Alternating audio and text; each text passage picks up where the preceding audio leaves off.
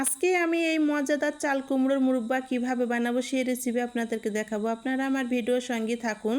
তো দেখেন, এখন আমি চাল কুমড়োর মুরব্বাটা বানানোর জন্য যেটা প্রথমে লাগবে, মানে আমার চাল কুমড়োটা লাগবে, সেটা আপনাদেরকে দেখিয়ে দেবো। তো এই যে আমাদের টিনের চালে কিন্তু আমাদের চাল কুমড়ো ধরে আছে, আর একদম চাল কুমড়োটা দেখেন একদম পাকে কিন্তু সাদা হয়ে গিয়েছে।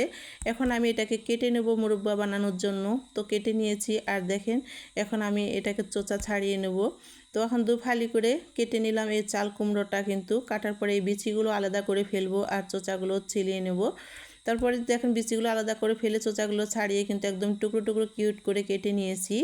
আর এদিকে এখন এটাকে আরেকটা কাজ করতে হবে, সেটা হলো কাঁটা চামচ দিয়ে কিন্তু এভাবে উপরে একটু করে গায়ে মানে ফুটো ফুটো করে কেচিয়ে নিতে হবে। আর এভাবে করে কেচিয়ে নেওয়া হয়ে গেছে সবগুলো ফুটো করে, তাহলে রসটা কিন্তু ভালো ভিতরে যাবে, এর জন্য কেচিয়ে নিয়েছি কাঁটা চামচ দিয়ে।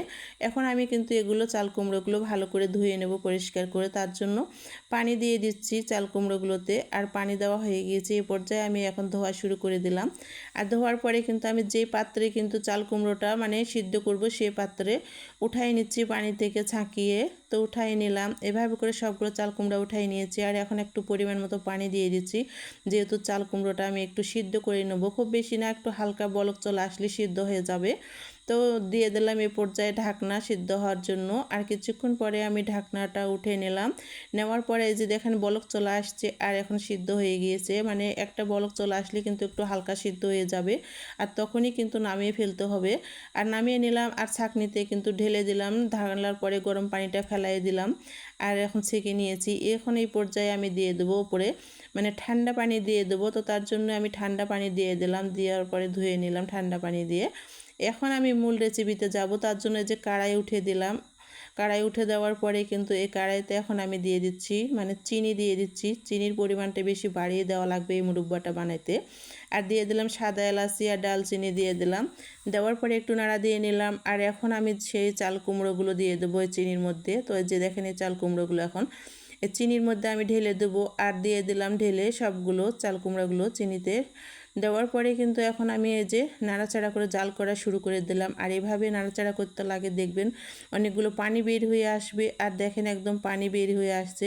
প্রথম অবস্থায় কিন্তু অনেকগুলো পানি বের হবে, তারপর জাল করতে করতে কিন্তু একদম ঘনাক্ত হয়ে আসবে। আর দেখেন জাল করতে করতে কিন্তু নাড়াচাড়া করতে করতে একদম মানে রসগুলো ঘনাক্ত হয়ে আসছে। আর এখন আর একটু জাল করে নিতে হবে।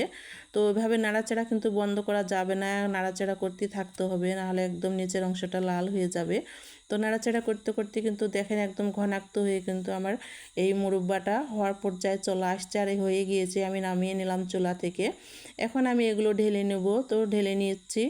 ঢেলে নেওয়ার পরে দেখেন মানে কতটাই শুকনানো করতে হবে এগুলো একটু ফ্যানের নিচে দেওয়ার পরে। তারপর আমি এগুলো ফ্যানের নিচে দিয়ে একটু ঠান্ডা করে নিয়েছি।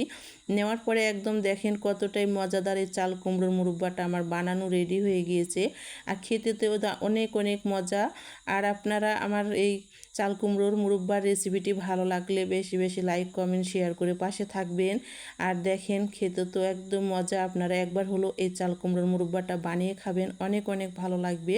তো আমার চাল কুমড়োর মুরব্বার ভিডিওটি এ পর্যন্তই ছিল।